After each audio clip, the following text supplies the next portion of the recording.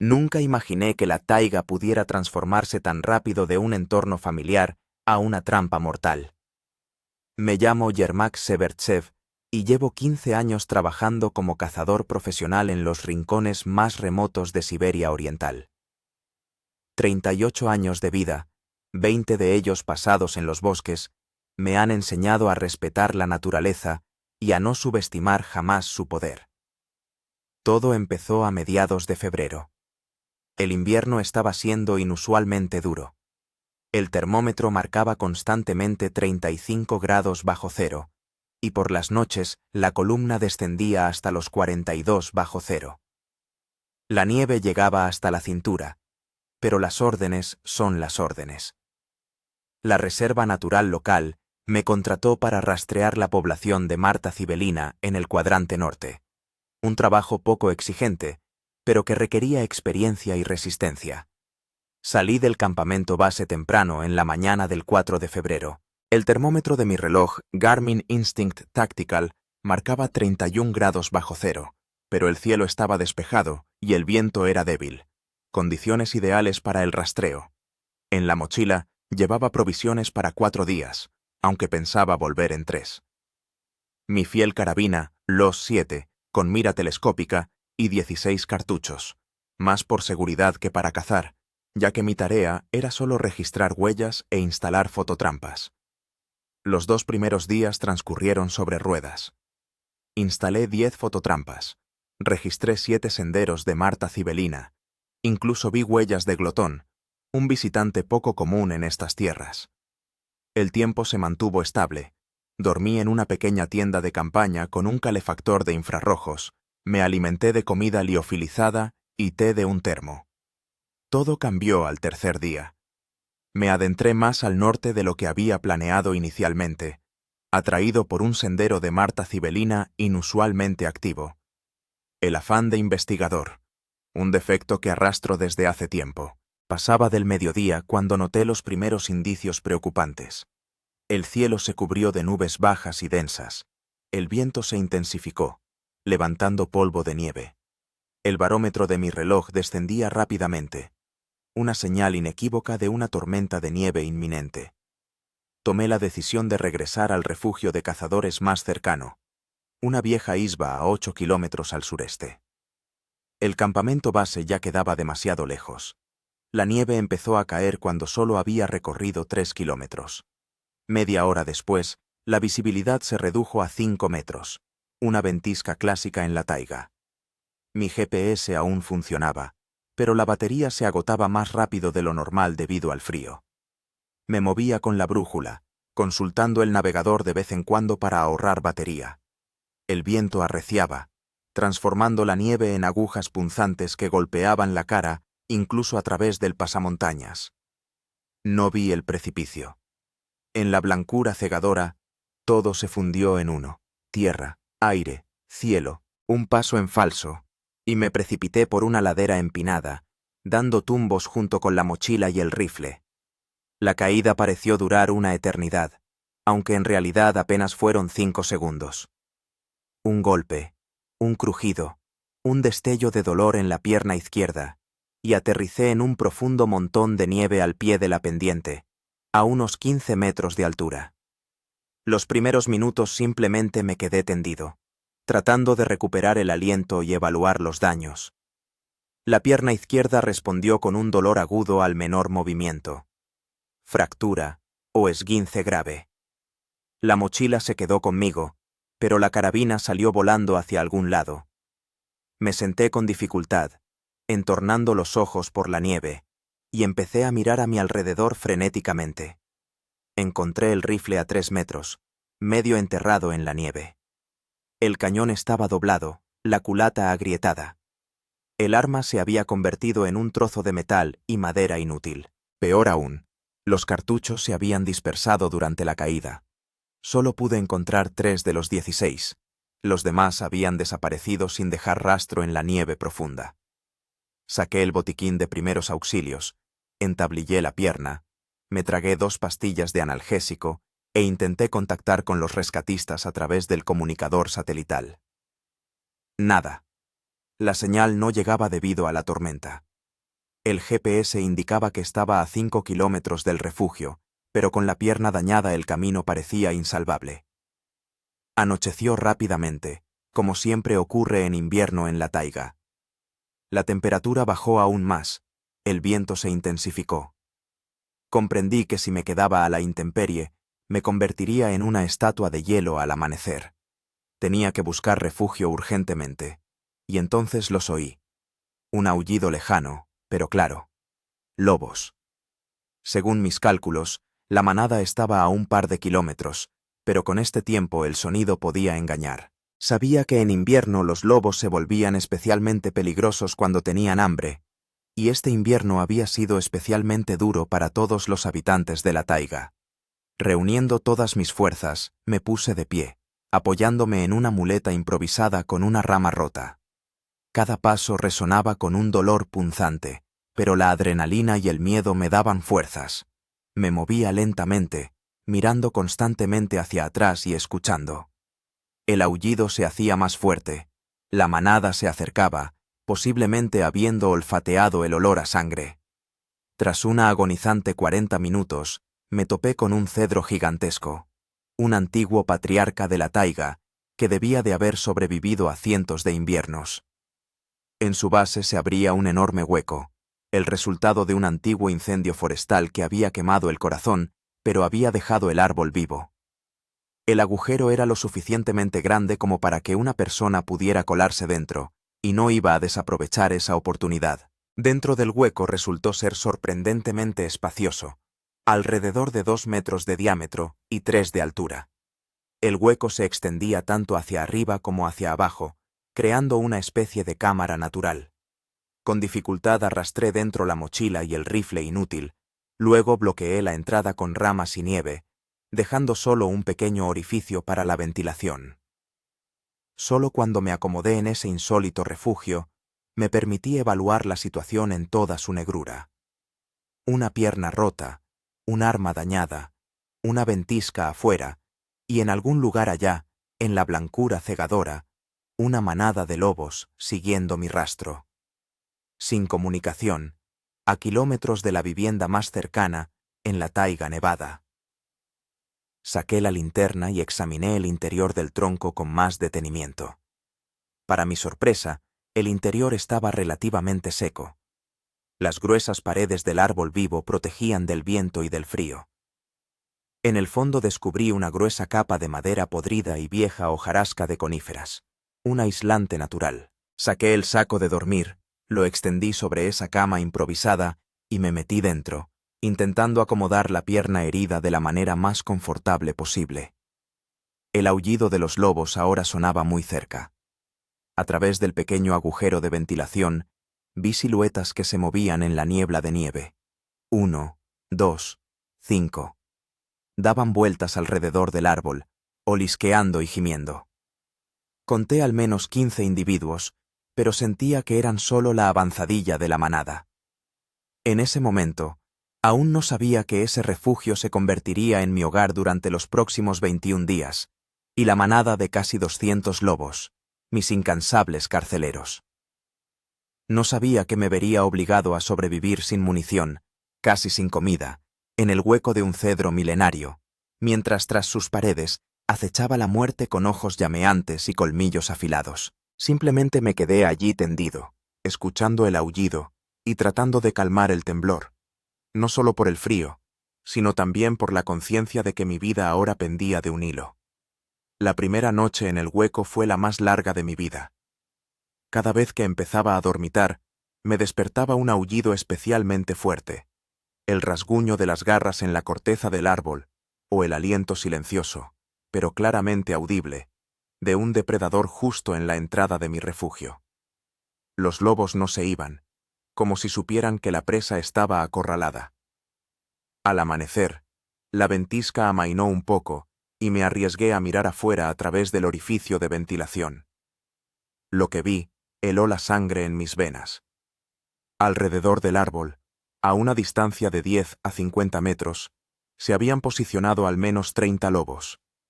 Estaban tumbados en la nieve, algunos dormitaban, otros vigilaban el hueco con cautela. No era solo una manada casual, era un auténtico ejército de lobos.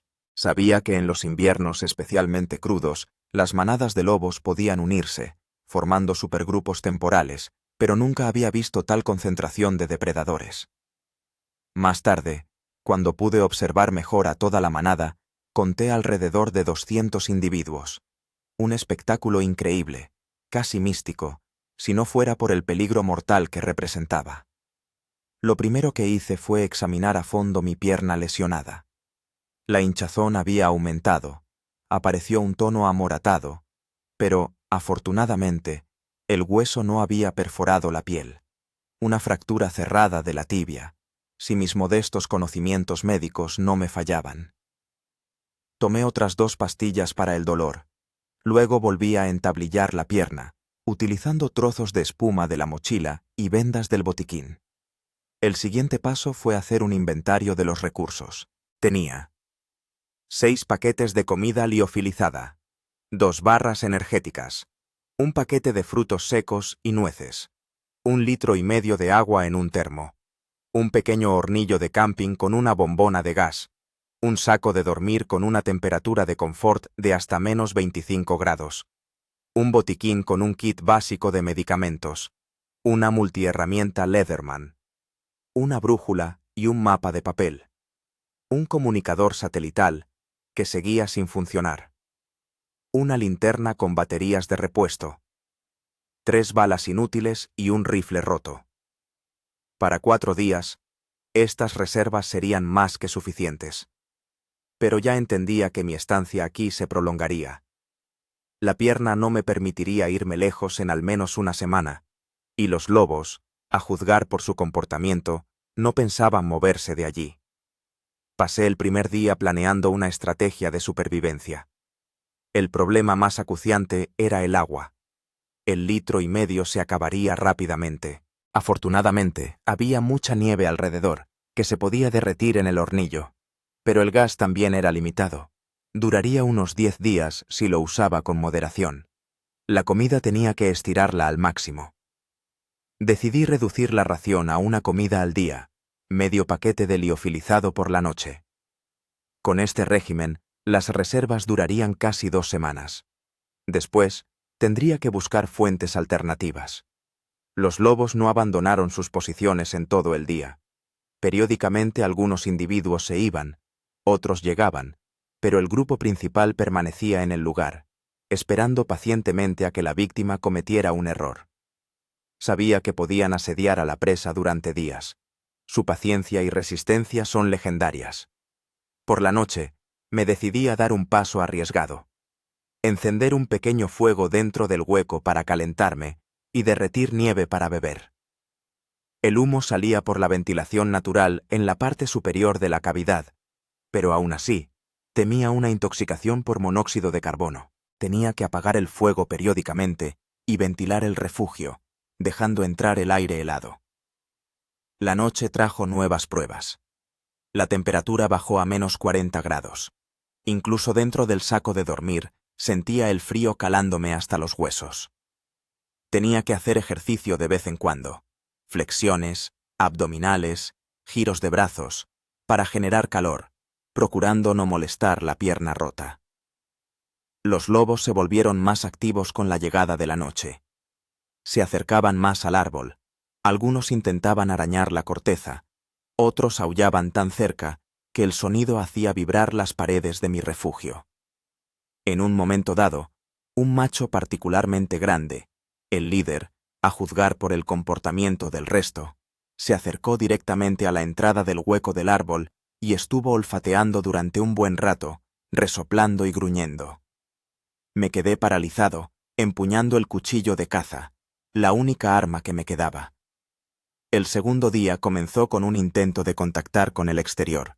La ventisca había cesado y esperaba que el comunicador satelital pudiera captar señal.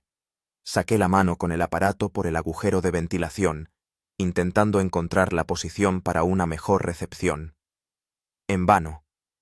O bien el aparato se había dañado en la caída, o algo bloqueaba la señal. Hacia el mediodía noté un cambio en el comportamiento de los lobos. La manada se dividió. Alrededor de 50 individuos permanecieron cerca del árbol, el resto desaparecieron en el bosque. Ingenuamente esperé que se fueran, pero pronto comprendí la verdadera razón. En el horizonte aparecieron nubes oscuras, se acercaba una nueva ventisca. Aproveché esta oportunidad para recoger más nieve. Arriesgándome a ser visto, saqué la mano con el cazo y lo llené de nieve limpia, que luego derretí con el hornillo. Tuve que repetir la operación varias veces hasta que llené todos los recipientes disponibles, el termo y 2 botellas de plástico. La nueva ventisca se abatió con furia cerca del anochecer. El viento aullaba entre las ramas del cedro, la nieve cubría el agujero de ventilación, que tenía que despejar con regularidad. La temperatura dentro del hueco del árbol bajó aún más. Agradecía al destino haber encontrado semejante refugio. En la taiga abierta, con ese clima, habría sido imposible sobrevivir. Los lobos que se habían quedado junto al árbol se apretujaban contra el tronco, usándolo como protección contra el viento. Algunos se habían enterrado casi por completo en la nieve, dejando al descubierto solo los hocicos. Parecían tan desdichados como yo, pero en sus ojos seguía ardiendo el fuego de la paciente caza. Al tercer día me desperté con un dolor agudo en la pierna. Los analgésicos se habían acabado, y la fractura se hacía notar al menor movimiento. Intenté distraerme mejorando mi refugio. Usando la multiherramienta, tallé en las paredes del hueco pequeños nichos para guardar cosas. Profundicé la parte inferior, creando una especie de cama, más cómoda para la pierna dañada. La ventisca continuó durante todo el día, impidiendo evaluar cuántos lobos quedaban fuera. Periódicamente, entre los aullidos del viento, se filtraba un aullido de lobo. Seguían ahí, esperando pacientemente. Al anochecer del tercer día, me enfrenté a un problema desagradable, pero inevitable: la eliminación de los residuos orgánicos. Hasta entonces, había usado una bolsa de plástico que luego tiraba por el agujero de ventilación, pero las reservas de bolsas eran limitadas. Tuve que cavar un pequeño agujero en la parte inferior del hueco, lo más lejos posible de mi saco de dormir, y usarlo como un inodoro improvisado, cubriendo todo con tierra y serrín. Por la noche, la temperatura subió, una señal inequívoca de que la ventisca pronto terminaría. Pasé varias horas reflexionando sobre mi situación y las posibles vías de escape. Si la pierna sanaba lo suficiente como para poder moverme con un bastón, podría intentar llegar a la cabaña de invierno. Pero los lobos no me dejarían ir muy lejos, especialmente en mi estado de debilidad. El cuarto día trajo un tiempo claro y helado, y un descubrimiento impactante. Cuando la ventisca amainó y la visibilidad mejoró, por fin pude ver las verdaderas dimensiones de la manada que me rodeaba. Se habían dispuesto en círculos concéntricos alrededor del árbol. El círculo más cercano, formado por unos 30 individuos más agresivos, el círculo medio, de 50 o 60, y el círculo más lejano, extendiéndose por el perímetro del claro y adentrándose en el bosque. Otros 100 lobos aproximadamente. 200 lobos.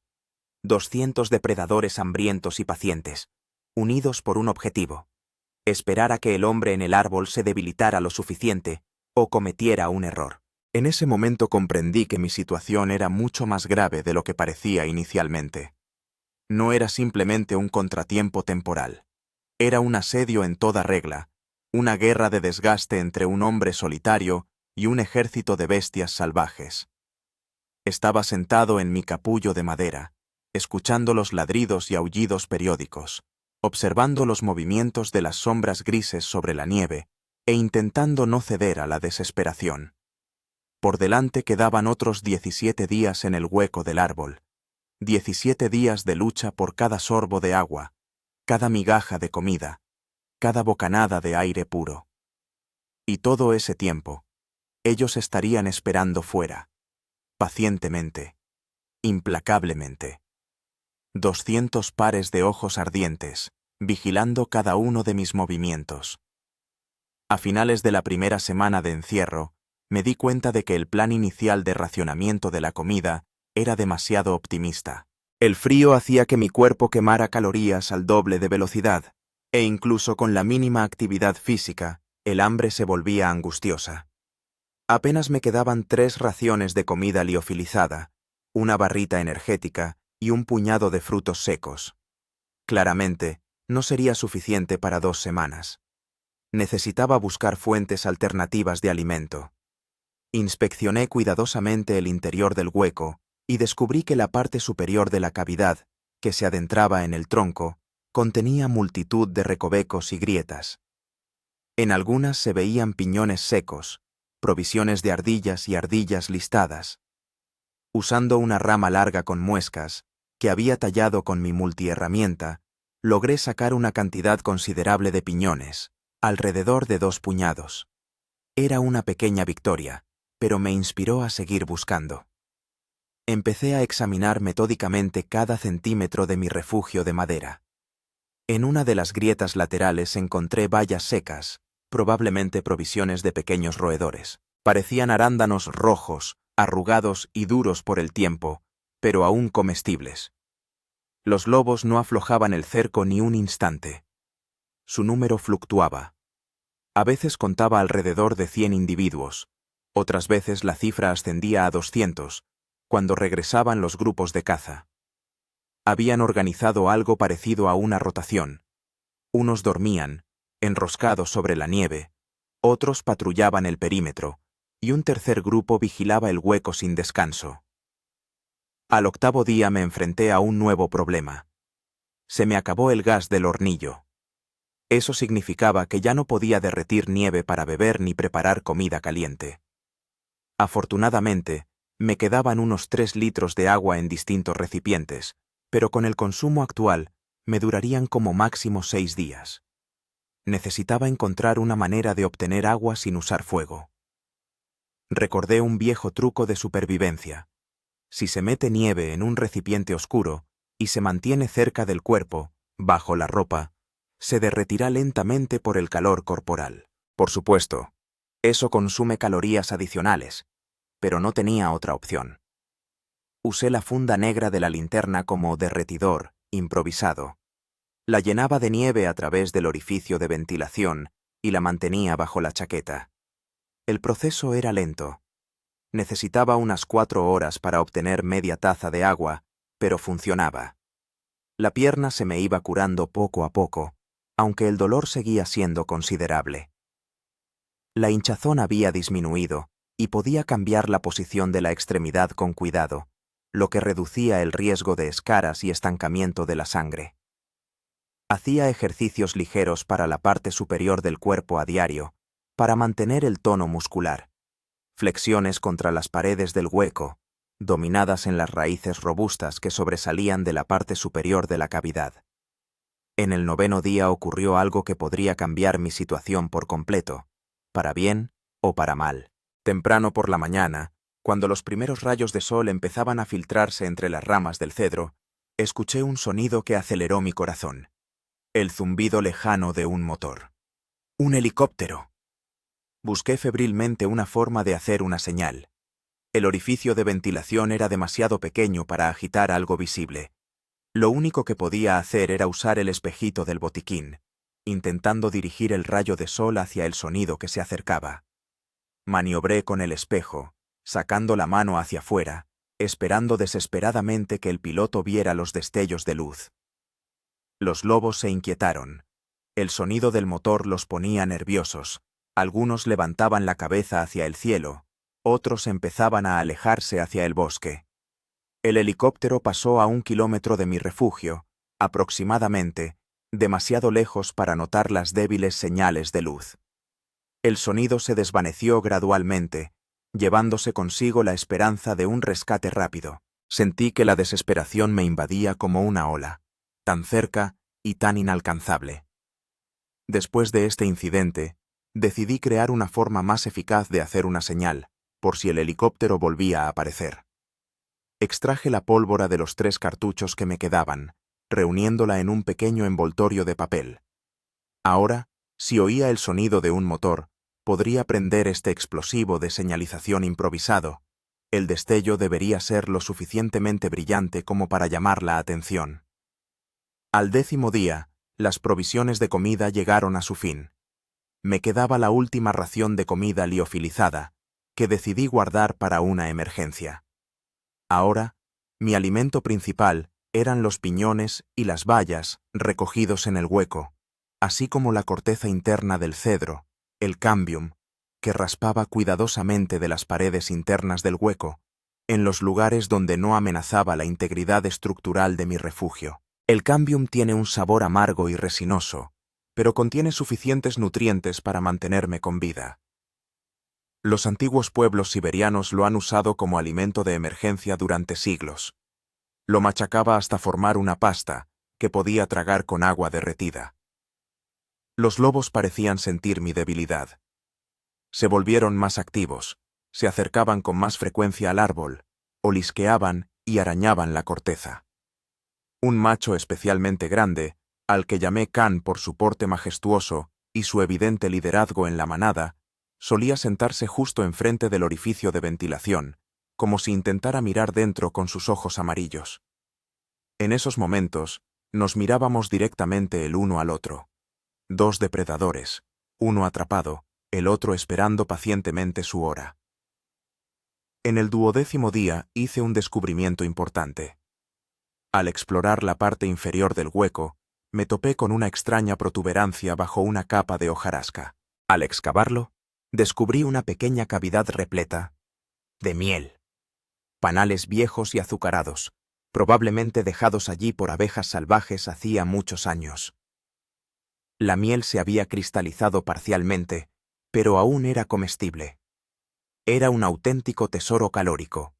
Aproximadamente 2 puñados de miel densa y oscura, rica en energía. Me obligué a no comérmela toda de golpe, sino a dosificar el hallazgo durante varios días, permitiéndome solo una cucharadita de ese néctar por la mañana y por la noche.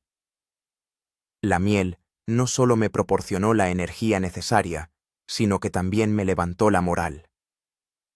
Empecé a creer que podría resistir el asedio el tiempo suficiente para esperar ayuda o el momento en que los lobos se retiraran. A mediados de la segunda semana, noté cambios en el comportamiento de los lobos. La manada se había vuelto inquieta, y las escaramuzas entre individuos se habían intensificado. Varias veces observé cómo Khan reprimía brutalmente los intentos de los machos jóvenes de desafiar su autoridad. El hambre los estaba poniendo nerviosos y agresivos. Un día, una parte considerable de la manada, alrededor de 100 individuos, se marchó y no regresó en casi 24 horas. Cuando volvieron, algunos tenían rastros de sangre en los hocicos. Una cacería exitosa en algún lugar lejano. Trajeron trozos de presa que devoraron directamente sobre la nieve alrededor de mi árbol. El espectáculo era a la vez aterrador y fascinante. Un antiguo ritual de la naturaleza salvaje que se desarrollaba a pocos metros de mí. Al 14º día, empecé a notar signos de deshidratación, sequedad en la boca, mareos, orina oscura. Mi método de derretir la nieve con el cuerpo me daba muy poca agua, y las reservas se estaban agotando. Decidí arriesgarme y agrandé el agujero de ventilación para poder sacar un pequeño recipiente para recoger nieve. La operación era peligrosa. Los lobos notaron el movimiento de inmediato y se pusieron en alerta. Khan y varios otros individuos grandes se acercaron al árbol, olisqueando y gruñendo suavemente. Me quedé quieto, manteniendo la mano con el cazo inmóvil, hasta que se calmaron. Luego, muy lentamente, milímetro a milímetro, llené el recipiente con nieve y, con la misma precaución, retiré la mano. Repetí este truco varias veces al día, siempre con riesgo, siempre equilibrándome en la delgada línea entre la necesidad y el peligro. A veces los lobos estaban demasiado cerca y tenía que esperar horas antes de que se presentara la oportunidad de recoger nieve de forma segura. Al 16º día, mi dieta consistía exclusivamente en corteza de cedro, restos de miel y algún que otro hallazgo de nueces en las grietas del tronco. Debía haber perdido entre 10 y 15 kilos de peso. La piel se me había hundido en los pómulos, y las costillas sobresalían bajo la camiseta. Las fuerzas se desvanecían, pero la determinación de sobrevivir solo se fortalecía. Empecé a hablar solo para conservar la cordura. Contaba historias, recordaba poemas, cantaba canciones en voz baja. A veces me dirigía a los lobos, especialmente a Can, como si fueran viejos conocidos. En los momentos de debilidad, no me parecían enemigos, sino compañeros de infortunio, tan prisioneros del crudo invierno como yo mismo. Al 18º día, ocurrió un suceso que interpreté como una señal de esperanza. Por la mañana, noté que una parte de la manada, unos 30 lobos, se había separado y se había marchado en dirección sur. Por la noche no regresaron, y a la mañana siguiente, otro grupo siguió su ejemplo. La manada estaba empezando a desintegrarse. Tal vez la unión había sido temporal, provocada por las condiciones particularmente duras, y ahora, al acercarse la primavera, los lobos volvían a sus territorios tradicionales y a grupos familiares más pequeños. Can y alrededor de 50 de los lobos más leales permanecían en el lugar, pero su vigilancia parecía haber disminuido. Se acercaban menos al árbol, pasaban más tiempo cazando pequeños animales en la maleza cercana. Al 20º día, decidí que era hora de prepararme para la fuga. La pierna había sanado lo suficiente como para que pudiera apoyarme en ella, aunque todavía era imposible caminar con normalidad sin ayuda. Tallé un bastón resistente con una rama seca que encontré en la parte inferior del hueco del árbol, y empecé a fortalecer los músculos haciendo sentadillas y estiramientos con cuidado. El plan era sencillo: esperar el momento en que la mayor parte de los lobos restantes se marchara a cazar, e intentar llegar a la cabaña de invierno. Según mis cálculos, estaba situada a unos 7 kilómetros al sureste. En condiciones normales, habría recorrido esa distancia en un par de horas, pero con la pierna lesionada y en estado de debilidad, el camino podía llevarme todo el día. Preparé todo lo que podría ser útil. Llené de agua todos los recipientes, reuní las migajas de comida restantes, empaqueté el saco de dormir lo más compacto posible.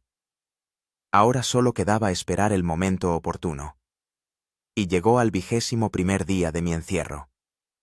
El amanecer del 21º día fue inusualmente claro y gélido. El termómetro de mi reloj marcaba 32 grados bajo cero, frío, pero tolerable para un hombre acostumbrado a los inviernos siberianos. Me desperté antes de los primeros rayos del sol, despertado por un silencio inusual. El aullido de los lobos, que se había convertido en el sonido de fondo constante de mi existencia, había cesado repentinamente. Asomándome con cuidado por el agujero de ventilación, vi la causa del silencio. Can estaba reuniendo a la manada para la cacería. De los 200 lobos iniciales quedaban apenas unos 40, y ahora formaban grupos de caza, preparándose para dispersarse por el bosque. Contuve la respiración, observando cómo Jan distribuía a sus subordinados. Algunos partían hacia el norte, otros hacia el oeste, y un tercer grupo permanecía cerca del árbol. Cuando se asentó el polvo, conté solo 7 lobos que se quedaban custodiando mi refugio. Una hembra con una ligera cojera y 6 cachorros, probablemente la camada del año anterior. Se dispusieron en semicírculo a unos 15 o 20 metros del árbol, visiblemente menos alerta que en días anteriores. Esta era mi oportunidad.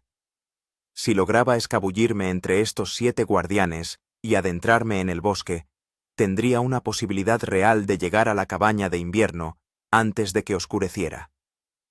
Pasé otra hora observando a los lobos restantes, estudiando su disposición y sus costumbres.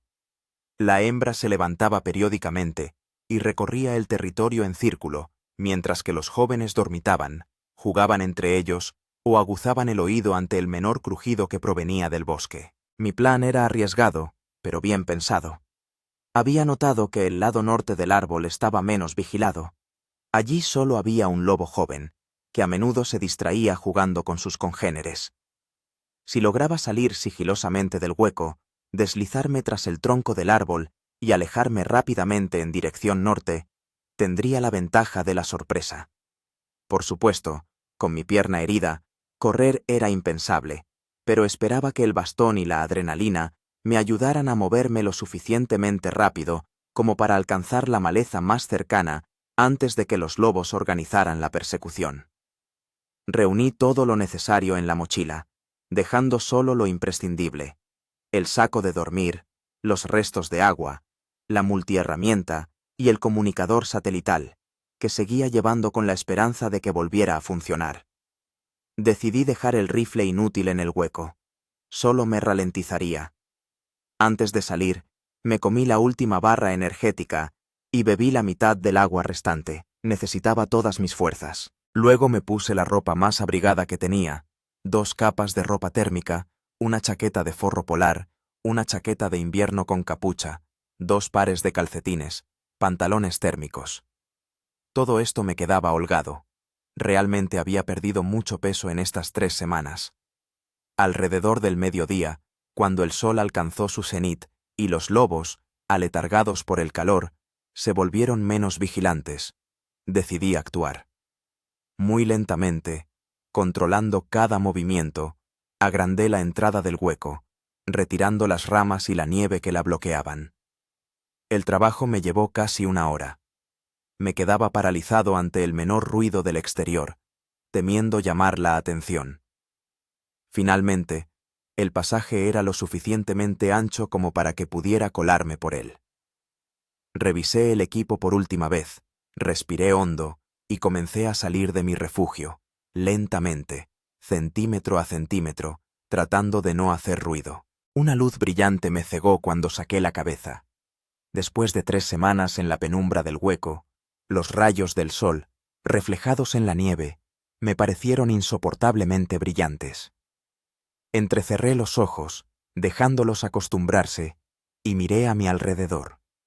Los lobos no habían notado el movimiento. Todavía estaban en sus posiciones, algunos dormitando, otros observando perezosamente el bosque. Salí completamente del hueco y me pegué al tronco del árbol, usándolo como cobertura. Ahora tocaba lo más difícil: cruzar el espacio abierto hasta la maleza más cercana, que se encontraba a unos 30 metros al norte. Apoyándome en el bastón, di el primer paso sobre la nieve profunda. La pierna respondió con dolor, pero soportó el peso. Segundo paso. Tercero. Me movía lentamente, tratando de no hundirme en la nieve y no hacer ruido innecesario. Ya había recorrido unos 10 metros cuando ocurrió lo inevitable. Uno de los lobos jóvenes levantó la cabeza, olfateó y notó el movimiento. ¡Tacha! Emitió un sonido corto e interrogante, llamando la atención de los demás. No había tiempo que perder. Aceleré el paso tanto como me permitía la pierna, dirigiéndome directamente hacia la maleza.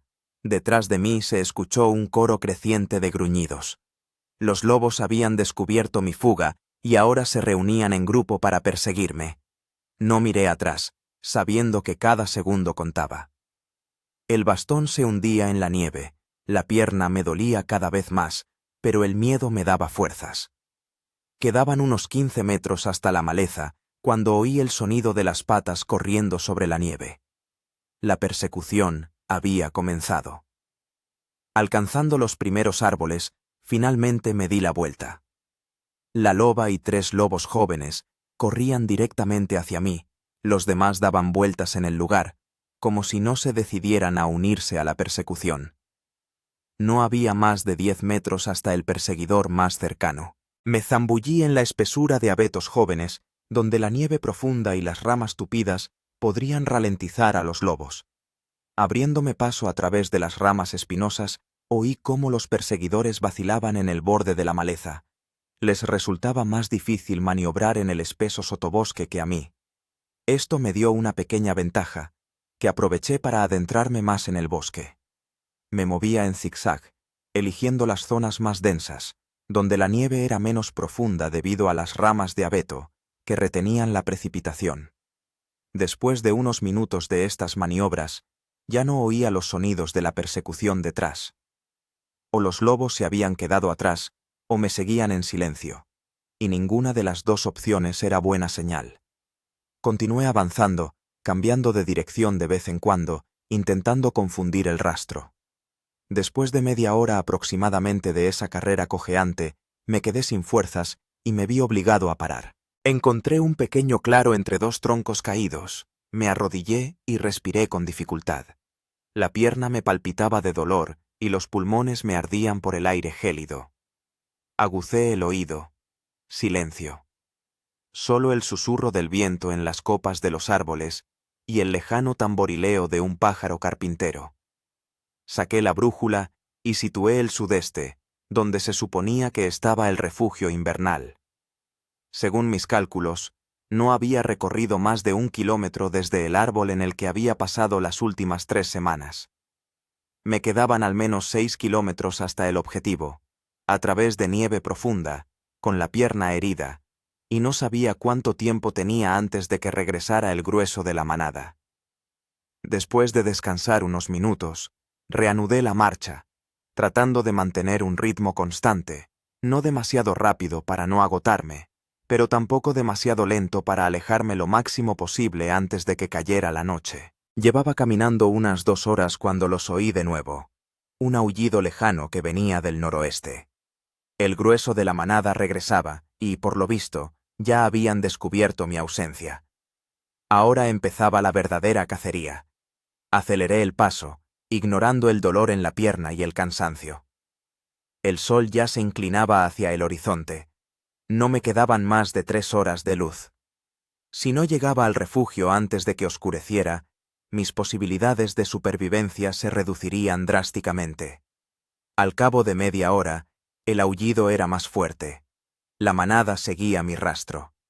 Empecé a buscar una forma de confundir a mis perseguidores. Delante de mí, divisé un pequeño arroyo, todavía no completamente helado. Era una oportunidad. El agua no conserva el olor. Llegué al arroyo y caminé directamente por su cauce, haciendo equilibrio sobre las piedras y las zonas heladas, tratando de no mojarme los pies. Con ese frío, el calzado mojado significaría una muerte segura por congelación. Recorrí unos 200 metros por el cauce, luego salí a la orilla opuesta y continué mi camino hacia el sudeste. La treta pareció funcionar. El aullido se hizo más disperso, como si la manada hubiera perdido el rastro y se hubiera dividido para encontrarlo de nuevo. Eso me dio tiempo extra, que aproveché para recorrer otro kilómetro aproximadamente. Cuando el sol tocó las copas de los árboles, empecé a buscar un lugar para pasar la noche, por si acaso. La idea de pasar la noche en el bosque, con una manada de lobos pisándome los talones, era aterradora, pero tenía que prepararme para esa eventualidad. La suerte me sonrió en forma de un enorme árbol caído, cuyas raíces formaban una especie de pared natural. La nieve se había acumulado en un lado, dejando un espacio relativamente protegido en el otro. Rápidamente limpié la nieve y empecé a recoger ramas para construir un refugio. Mientras trabajaba en mi improvisado cobijo, no dejaba de escuchar. El aullido se acercaba y se alejaba. La manada seguía buscando mi rastro, pero de momento sin éxito. Cuando los últimos rayos de sol desaparecieron tras el horizonte, ya estaba sentado en mi refugio, envuelto en el saco de dormir. La temperatura bajaba rápidamente, alcanzando los 40 grados bajo cero por la noche. Sin fuego hacía frío, pero no me atrevía a encender una hoguera. La luz y el humo atraerían a los lobos de inmediato. La noche se hizo interminable. Dormitaba a ratos, despertándome constantemente al menor ruido. Varias veces oí el aullido de los lobos, a veces lejano, otras terriblemente cerca. En un momento dado, me pareció ver ojos amarillos brillando en la oscuridad no muy lejos, pero quizá era solo una fantasía de mi imaginación, agotada por el miedo y el cansancio. Al amanecer, la temperatura había bajado aún más. Me desperté entumecido. Cada movimiento me costaba un esfuerzo. Al asomarme al refugio, vi un sereno paisaje invernal, un bosque nevado, teñido de tonos rosados por el sol naciente, ni rastro de lobos. Después de recoger mis escasas pertenencias, continué mi camino hacia el sudeste. Según mis cálculos, Me quedaban unos 4 kilómetros hasta el refugio. Si caminaba a buen ritmo, podría llegar al mediodía. La primera hora de camino transcurrió con tranquilidad. El bosque se hizo más denso, aparecieron zonas de árboles caídos que dificultaban el avance. La pierna me dolía cada vez más, pero no me permitía detenerme mucho tiempo, solo breves descansos de 5 o 10 minutos cada hora. Alrededor de las 10 de la mañana, oí un crujido de ramas detrás de mí. Alguien se movía tras mi rastro. Me di la vuelta y los vi. 3 lobos, incluyendo a la familiar loba coja, seguían mis huellas a una distancia de unos 100 metros. No tenían prisa, mantenían la distancia, como si supieran que su presa no iba a ninguna parte. Aceleré el paso, tanto como me permitían mis fuerzas, pero pronto me di cuenta de que los lobos también habían acelerado, reduciendo la distancia. Estaban jugando conmigo como el gato con el ratón, agotándome antes del ataque final. Delante apareció una pendiente pronunciada. Reconocí el lugar. Detrás de la colina debía haber un pequeño valle y, en él, el refugio. Estaba muy cerca de mi objetivo.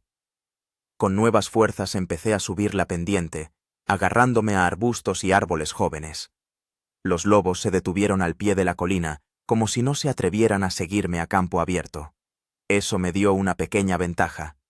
Alcanzando la cima de la colina, divisé el valle a mis pies y... un refugio de invierno.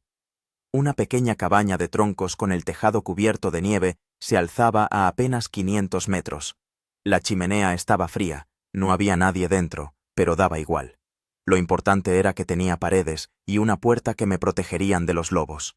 Comencé a descender la ladera, casi deslizándome por la profunda nieve, apoyándome en el bastón para no caerme. A mis espaldas resonó un aullido. Los lobos, desde la cima de la colina, habían visto mi objetivo y ahora llamaban a los demás. Los últimos 200 metros hasta el refugio los recorrí prácticamente corriendo, sobreponiéndome al dolor y al cansancio. Tras de mí oía el estampido creciente de pisadas. La jauría se acercaba. No me volví. Concentré toda mi atención en la puerta de madera, que significaba la salvación. Al llegar al refugio, tiré de la puerta. No estaba cerrada. Me precipité al interior, cerré la puerta de golpe y eché el pesado cerrojo. En ese mismo instante, un golpe sordo resonó en el exterior. El primer lobo había alcanzado la puerta solo un segundo más tarde. Me desplomé por la pared hasta el suelo, jadeando pesadamente. Desde fuera llegaban gruñidos y el arañazo de las garras contra la madera. Los lobos habían rodeado el refugio, pero no podían entrar. Las pequeñas ventanas estaban protegidas por robustas contraventanas. La puerta, por gruesas tablas de madera. Estaba a salvo. Echando un vistazo a mi alrededor, descubrí que el refugio estaba bien equipado. Una reserva de leña, una estufa de leña, varias latas de conserva en una estantería, una lámpara de queroseno, cerillas. Condiciones básicas de supervivencia que, después de 3 semanas en una madriguera, me parecían un auténtico paraíso. Encendí fuego en la estufa, calenté una lata de carne guisada y por primera vez en mucho tiempo, comí comida caliente. El calor volvía gradualmente a mi cuerpo entumecido, y con él, la conciencia de haber sobrevivido. De haber sobrevivido contra todo.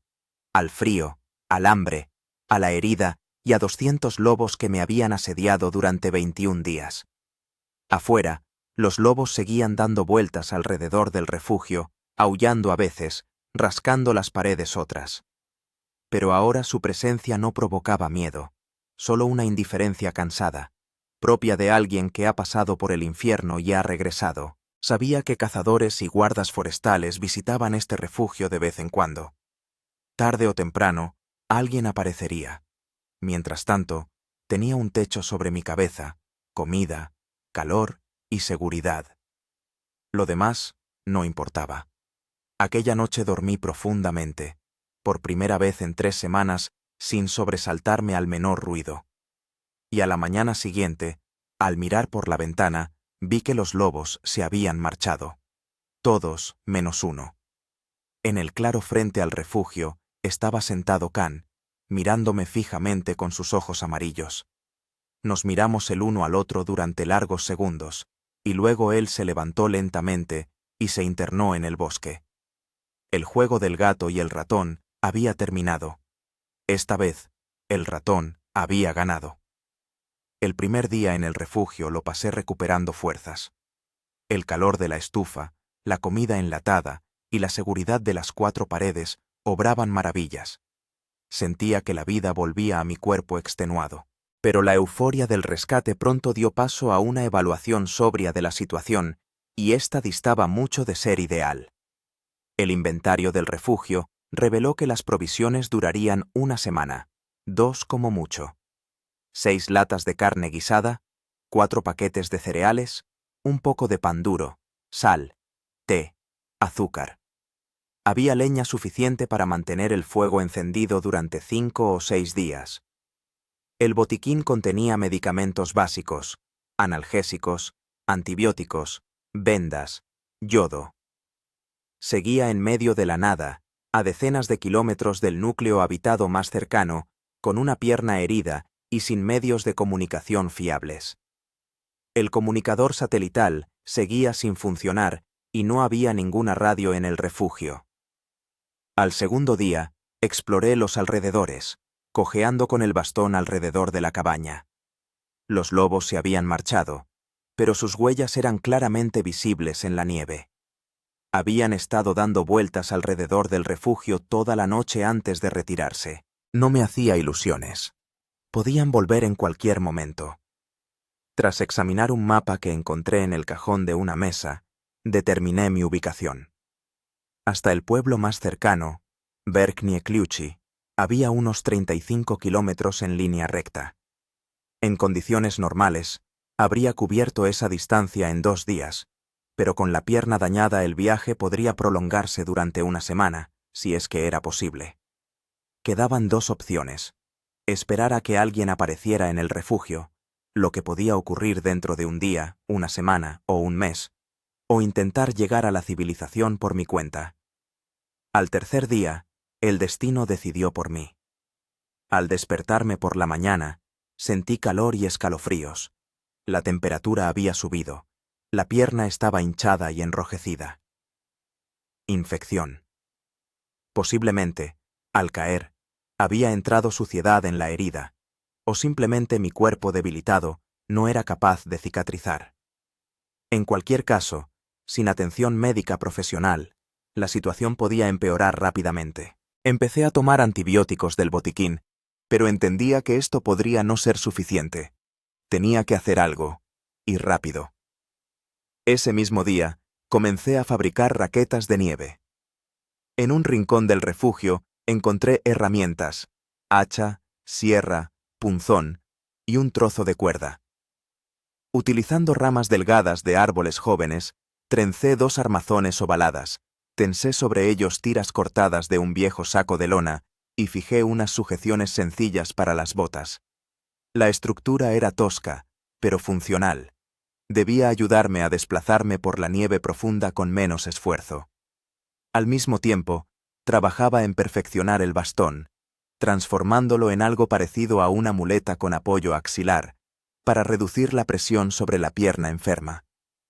Con trozos de cuerda trenzada, improvisé un arnés que me permitía suspender parcialmente la pierna al caminar. La temperatura seguía subiendo, y hacia el anochecer del tercer día, estaba en un estado de delirio febril. La pierna inflamada palpitaba con dolor. La piel ardía.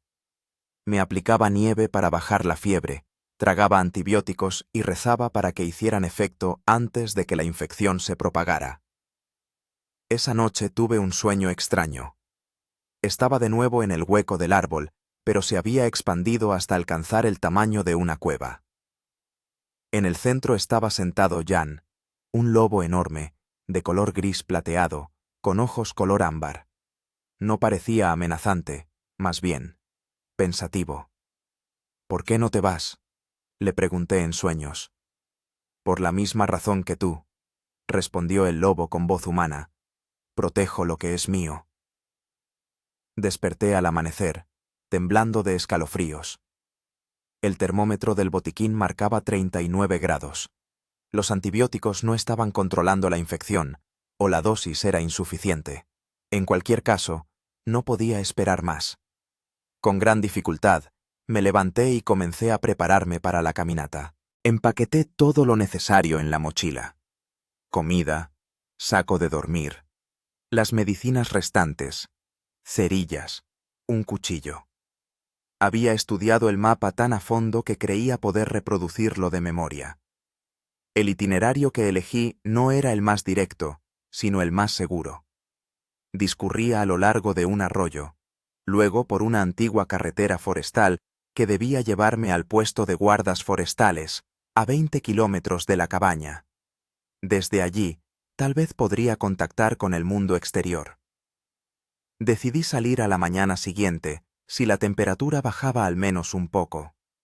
Pasé todo el día bebiendo té caliente con frambuesas. Encontré bayas secas en uno de los botes, aplicándome compresas de infusión de pino en la pierna y descansando, reuniendo fuerzas para el camino que me esperaba. Por la noche, la fiebre había bajado un poco, pero la debilidad persistía. Entendía que las posibilidades de llegar al puesto de guardas en mi estado eran escasas, pero quedarme significaba una muerte segura por septicemia. Por última vez, intenté activar el comunicador satelital, sacándolo al espacio abierto frente a la cabaña. Para mi asombro, la pantalla parpadeó y se encendió. La batería mostraba solo un 20% de carga, pero el dispositivo funcionaba. Con manos temblorosas, escribí un mensaje con las coordenadas y una descripción de la situación, y luego pulsé «Enviar». El indicador parpadeó durante unos segundos angustiosamente largos, y luego apareció un mensaje. Enviado. No estaba seguro de si la señal había llegado al satélite, pero era una esperanza, la primera esperanza real en todo este calvario. Regresé a la cabaña y me desplomé sobre la litera, exhausto por este pequeño esfuerzo. Si el mensaje había llegado, la ayuda podría llegar en 1 o 2 días. Si no, mañana me esperaba la caminata más dura de mi vida. La noche transcurrió en un duermevela agitado. La fiebre aumentaba y disminuía, y ante mis ojos se sucedían extrañas visiones, manadas de lobos, interminables campos de nieve, el oscuro hueco de un antiguo cedro. Varias veces me desperté bañado en sudor, desorientado, sin saber dónde estaba. Al amanecer del 5.º día, tomé una decisión. La temperatura había bajado un poco, la pierna aún dolía, pero parecía un poco mejor. Tenía que intentar llegar al menos al puesto de guardas.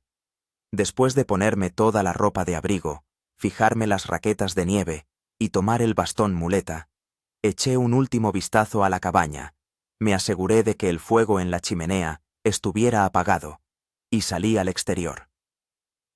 La mañana era clara y gélida, 28 grados bajo cero, sin viento.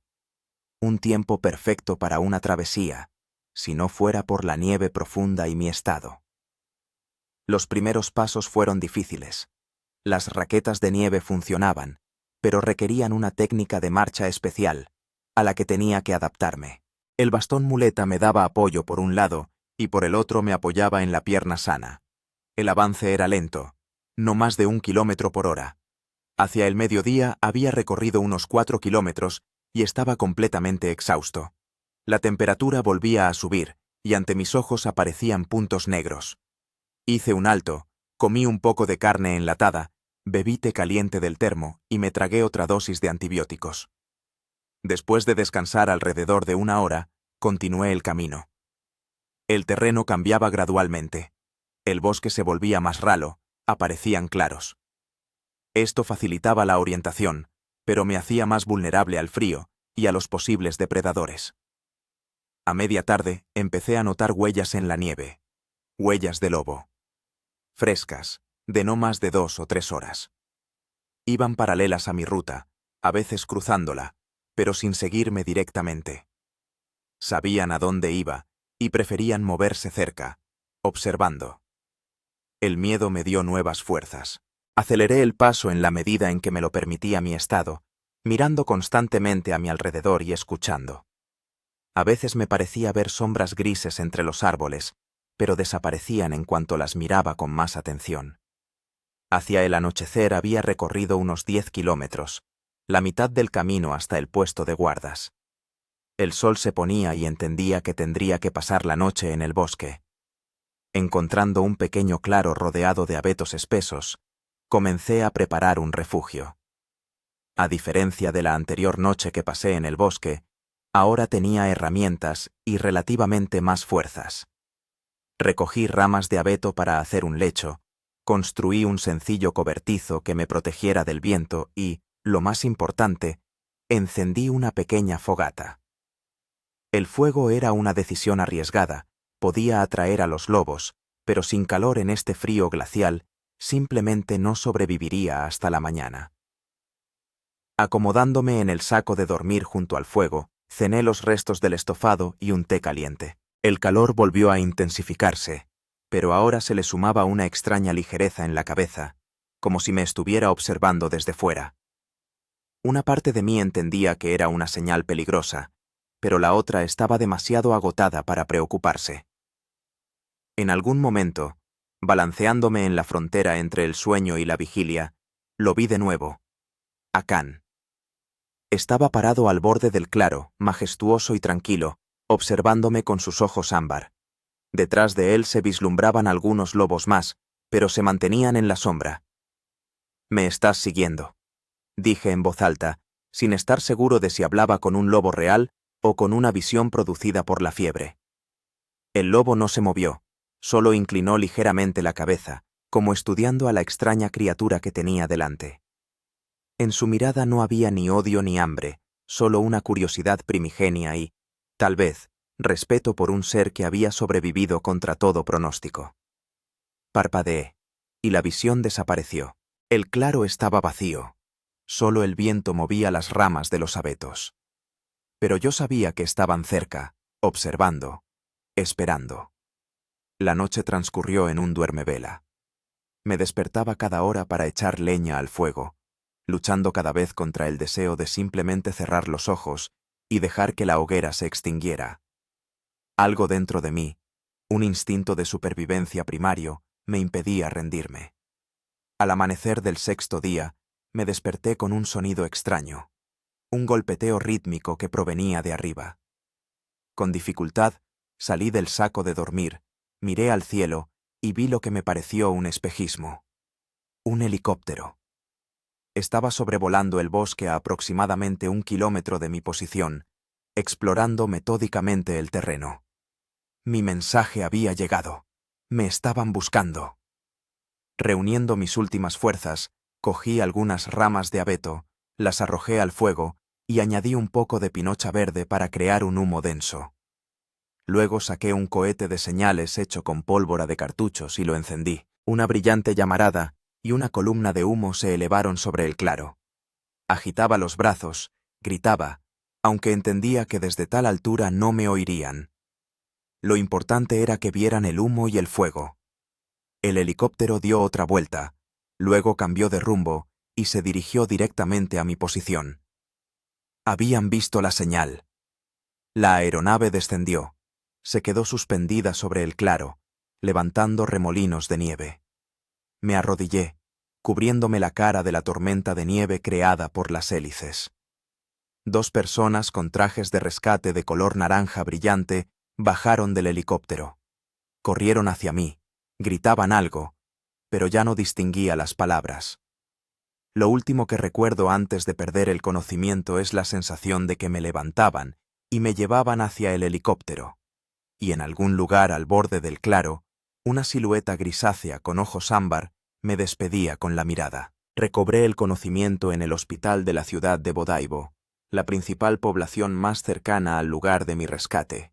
Las paredes blancas, el olor a antiséptico, el pitido del equipo médico, todo parecía irreal después de semanas en la salvaje taiga. Lo primero que vi fue a un anciano médico con barba canosa y mirada atenta. «Bienvenido de nuevo», dijo, revisando el gotero. Ha estado inconsciente durante 3 días. Sepsis, deshidratación, agotamiento, congelación de primer grado en los dedos de los pies. Además, por supuesto, una fractura de tibia. Pero, dadas las circunstancias, ha tenido una suerte increíble. Intenté hablar, pero la voz no me obedecía. El médico acercó a mis labios un vaso de agua con una pajita. No se apresure. Tendrá mucho tiempo para hablar. Por ahora, descanse. Los días siguientes pasaron como en la niebla. Dormía, me despertaba, volvía a dormirme. Las enfermeras cambiaban los goteros. Los médicos comprobaban los parámetros, hacían las curas. Mi pierna estaba inmovilizada con un yeso. Fue necesaria una intervención quirúrgica para unir correctamente el hueso, que había empezado a soldarse mal. Poco a poco, fui recuperando las fuerzas. Empecé a comer alimentos sólidos, podía sentarme en la cama, hablar con el personal médico. La temperatura se normalizó. La infección se logró vencer con potentes antibióticos. Al 5.º día de mi estancia en el hospital, llegaron 2 hombres, un joven con uniforme del Ministerio de Situaciones de Emergencia y un anciano vestido de civil, pero con una compostura militar. Se presentaron como Igor, el piloto del helicóptero de rescate, y Timofey Ilich, el coordinador de la operación de búsqueda y rescate. Recibimos su señal de SOS hace 3 días, explicó Timofey Ilich. El mensaje estaba incompleto, las coordenadas parcialmente dañadas, pero logramos determinar la zona aproximada. Además, por supuesto, la Reserva Natural le había declarado desaparecido hacía 2 semanas, cuando no regresó a tiempo. Estuvimos sobrevolando la zona varias veces, añadió Igor. Pero en un terreno así, encontrar a una persona es como buscar una aguja en un pajar, si no hubiera sido por su fuego de señalización. Les conté mi historia, la caída, la pierna rota, los 21 días en la oquedad del árbol bajo el asedio de la manada de lobos, la fuga y los días en la cabaña de invierno. Escucharon con incredulidad, la cual fue gradualmente reemplazada por respeto. ¿200 lobos? Repreguntó Timofey Ilich. ¿Estás seguro de la cantidad? Tan seguro como puede estarlo alguien que cuenta depredadores desde el hueco de un árbol. Respondí con una amarga sonrisa. Pero sí, eran al menos 150 o 200. Nunca había visto una manada tan grande. Interesante, dijo Timofey Ilich pensativo. En los últimos meses hemos recibido informes de cazadores y guardabosques sobre agrupaciones inusualmente grandes de lobos. Posiblemente, el duro invierno haya obligado a varias manadas a unirse. Es un fenómeno raro, pero conocido por la ciencia. Me hicieron muchas más preguntas. Sobre la ruta, sobre las técnicas de supervivencia que había utilizado, sobre el estado de la cabaña donde me había alojado. Respondí con la mayor precisión posible, aunque algunos detalles ya comenzaban a desvanecerse de mi memoria. Después de que se fueran, me quedé largo rato acostado, mirando al techo y reflexionando sobre lo vivido. Una extraña sensación no me abandonaba, como si una parte de mí aún permaneciera allí, en la taiga, en la oquedad del antiguo cedro, bajo la atenta mirada de unos ojos color ámbar. Al día siguiente vino el psicólogo, un procedimiento estándar para personas que han pasado por situaciones extremas. Hablamos del miedo, de la soledad, de cómo cambia la percepción del tiempo y el espacio cuando uno está al borde de la supervivencia. Mucha gente en su situación experimenta un sentimiento de culpa por haber sobrevivido, dijo el psicólogo, o una extraña conexión con el lugar de la prueba. Es normal. No siento culpa, respondí. Pero conexión, sí. Y no solo con el lugar, con ellos también. ¿Con los lobos? Preguntó el psicólogo, tomando nota en su cuaderno. Con un lobo en concreto. Con su jefe. Lo llamé Jan. El psicólogo asintió, sin mostrar sorpresa. La personificación de la amenaza es algo común en situaciones de aislamiento prolongado. Ayuda a estructurar la experiencia, la hace más manejable. No discutí, aunque sabía que no se trataba solo de eso. Entre Jan y yo, se había establecido una extraña conexión. No amistad, no simbiosis, sino algo más antiguo y profundo. Un reconocimiento mutuo entre oponentes, un respeto entre depredadores de diferentes especies. Una semana después me visitaron representantes de los medios de comunicación locales y federales. La historia del hombre que sobrevivió 21 días en la oquedad de un árbol bajo el asedio de una manada de lobos había suscitado un enorme interés. Di varias entrevistas, tratando de ser preciso en los detalles, pero sin dramatizar en exceso. Algunos periodistas, por supuesto, intentaron inflar la noticia.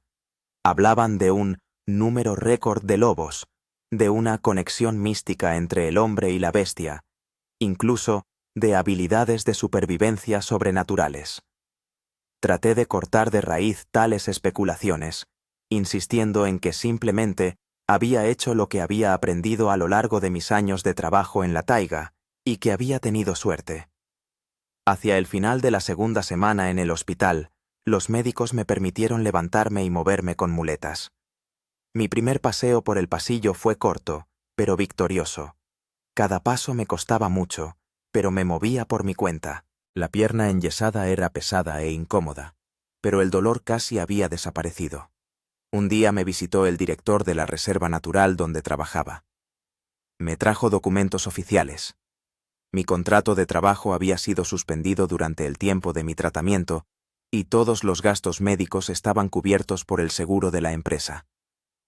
Cuando te recuperes, el puesto es tuyo, dijo, estrechándome la mano. Especialistas como tú hay pocos, sobre todo ahora, que has demostrado que puedes sobrevivir en cualquier condición. Le di las gracias, pero internamente no estaba seguro de querer volver a mi antiguo trabajo. Algo en mí había cambiado durante esas 3 semanas en la oquedad del árbol. No miedo a la taiga o a los animales salvajes, sino una comprensión más fundamental de mi lugar en la naturaleza. En la tercera semana de mi estancia en el hospital, me sometieron a otra operación, esta vez programada, para colocar unas placas de titanio que ayudarían a que el hueso soldara correctamente. Después de la operación, los médicos se mostraron optimistas. Con una rehabilitación adecuada, podría volver a mi plena actividad física en un plazo de 6 a 8 meses. En ese mismo período, científicos biólogos del Instituto de Ecología y Evolución se interesaron por mí. Les interesaban mis observaciones sobre el comportamiento de los lobos, el tamaño de la manada, la jerarquía, las tácticas de caza. Les conté todo lo que recordaba y acepté convertirme en consultor de su proyecto para estudiar el impacto del cambio climático en el comportamiento de los grandes depredadores de Siberia.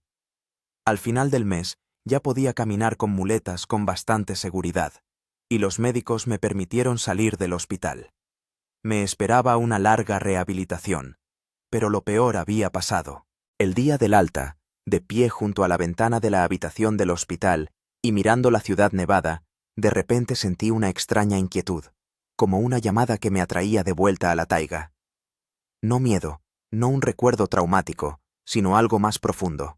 Una conexión establecida entre yo y esa antigua y salvaje parte del mundo que había visto con los ojos desde el interior de la oquedad. Sabía que algún día volvería allí, no como una víctima de las circunstancias, sino como un observador consciente. Encontraré aquel árbol que fue mi refugio y mi prisión durante 21 días. Y, tal vez, vuelva a cruzarme con aquellos ojos amarillos que me observaban desde el bosque, no con hambre, sino con ese mismo extraño reconocimiento que yo sentía en mi interior. Porque en esas 3 semanas en el hueco del árbol, asediado por 200 lobos, sin balas y casi sin esperanza, no me limité a sobrevivir. Recordé algo que siempre había estado dentro de mí, algo tan antiguo como la propia taiga, tan fuerte como el instinto y tan implacable como la mirada de un Jan acechando a su presa. Recordé lo que significa ser humano. No simplemente un ser racional con tecnología y comodidades, sino parte de la gran cadena de la vida, donde cada eslabón es a la vez cazador y presa, vencedor y vencido, observador y observado. Y ese recuerdo valió cada día que pasé en el hueco del antiguo cedro, bajo la atenta mirada de 200 parejas de ojos hambrientos.